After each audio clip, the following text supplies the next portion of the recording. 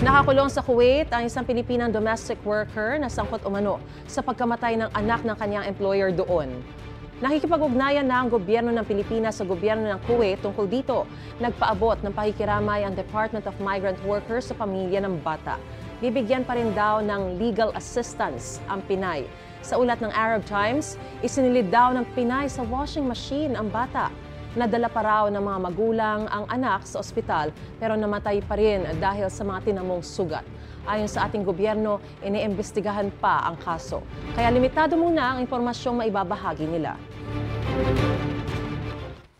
Yun ang lumalabas sa Kuwaiti News na umamin siya dahil naiinis na siya sa bata. So, we have to also see her state of mind.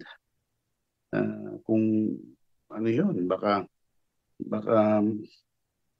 defense din yun, no? Na hindi naman normal na gagawin mo yun sa sanggol. 1-year-old lang yung bata. We assure everyone that the DMW, of course, aside from cooperating with the Kuwaiti authorities and our embassy in Kuwait, will pursue an in-depth look on this incident.